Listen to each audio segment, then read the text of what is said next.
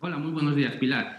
Hoy se celebra el Día Internacional por una Internet segura, una jornada para reivindicar un uso responsable y crítico de las redes. Y de ahí que hoy nos hayamos preguntado qué podemos hacer para no caer, por ejemplo, en estafas en la red.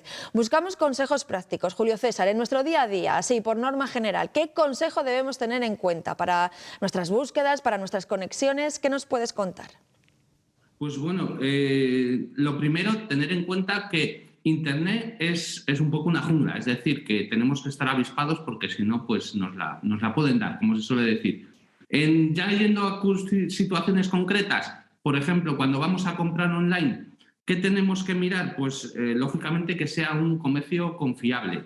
¿Cómo podemos comprobar si es un comercio confiable? Pues normalmente confiable va a ser pues, que tenga su aviso legal, que tenga su política de privacidad, que cuando metamos los datos de la tarjeta de crédito veamos que la conexión está cifrada, es decir, que tenemos un candadito al lado de la barra de direcciones y si vemos que no tenemos ese candadito ya tenemos que empezar a desconfiar. ¿Qué quiero decir con esto?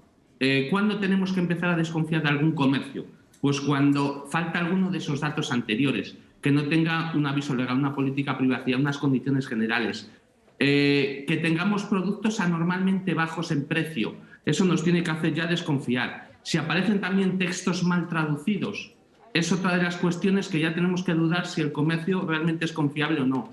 Y muy importante, si no tiene teléfono de contacto, donde no podamos pues contactar para alguna duda y demás. Todos estos datos, si nos falta alguno de ellos, deberíamos pues ser precavidos con ese comercio online. Y si les tiene, pues estamos ante un comercio mucho más confiable. Bueno, También son... otro dato importante Sí, sí, es sí. que solo acepte como forma de pago la tarjeta de crédito. Eso también nos tiene que hacer dudar porque normalmente pues, se aceptan distintas formas de pago, transferencia bancaria, tarjeta de crédito, PayPal, etcétera, y eso también pues, nos da confianza. ¿Y qué hacer, por ejemplo, cuando nos llega un mensaje o un correo diciéndonos que debemos pinchar en un enlace? Por ejemplo, estos días está llegando pues, a mucha gente, a muchas personas, pues que hay un sistema que nos alerta de un precargo de unos casi 400 euros con nuestra tarjeta y que para anular ese precargo, pues que tenemos que pinchar en un enlace. ¿Qué precaución tenemos que tener? Porque a lo mejor en un momento determinado decimos, sí, estamos pendientes de una compra y pinchamos. ¿Qué precauciones tenemos que seguir? Vale. Pues aquí, como yo siempre digo, tenemos que tener en cuenta que cuando sube la emoción, baja la inteligencia. Es decir, que los malos lo que intentan precisamente es que nos suba la emoción para que así no pensemos y pulsemos en el enlace. Lo primero que tenemos que tener en cuenta, si es un correo electrónico y nos dicen que es un precargo, normalmente el banco no nos va a avisar nunca por correo electrónico de esas cuestiones. Con lo cual ya tendríamos que dudar a ver dónde va el enlace. No obstante, cuando mantenemos el ratón un ratito encima del enlace que nos aparece, nos va a aparecer la dirección a la que redirige y vamos a poder comprobar si realmente es una dirección del propio banco o en cambio es una dirección que apunta a otro sitio que desconocemos.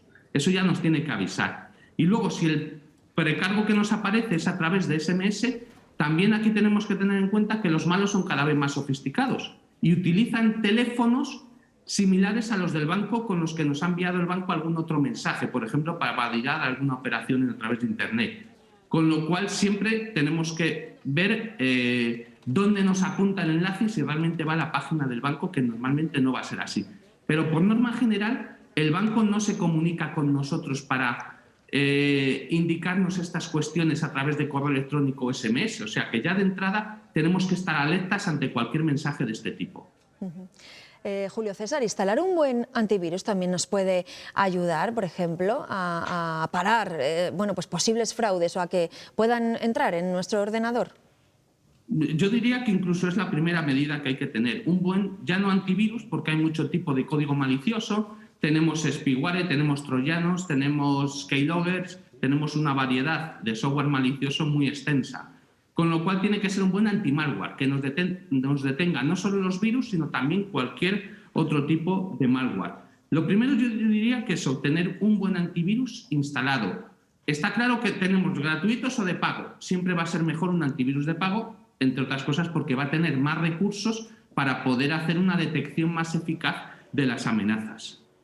Y me imagino que también, ¿no? Yo he leído por ahí, para mantener esta entrevista contigo, mantener actualizado el sistema operativo, vigilar qué dispositivos tenemos compartidos y sobre todo no usar wifis públicas, ¿no?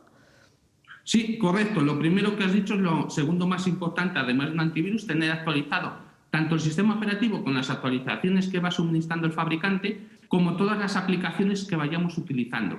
Porque todo software tiene vulnerabilidades, tiene fallos. ¿Y eso cómo se soluciona? Manteniendo actualizado con las actualizaciones que proporciona el fabricante todo el software. También, muy importante, el tema de controlar qué dispositivos tenemos conectados a nuestro equipo. Y como bien has dicho, las wifis públicas son un peligro potencial. Nunca deberíamos conectar a nuestras redes sociales o página del banco u otros sitios sensibles a través de una wifi pública, porque no sabemos si está en manos pues, de los malos, como se suele decir, y están viendo todo el tráfico que nosotros tenemos en la red, con lo cual podrían incluso extraernos las contraseñas si desde una wifi pública accedemos, por ejemplo, a nuestra banca online. Julio César, Miguel Pérez, pues muchísimas gracias por habernos dado estos consejos en este día en el que intentaremos poner a partir de ahora más atención a la hora de navegar en Internet. Muchísimas gracias. Muchas gracias a vosotros, Pilar.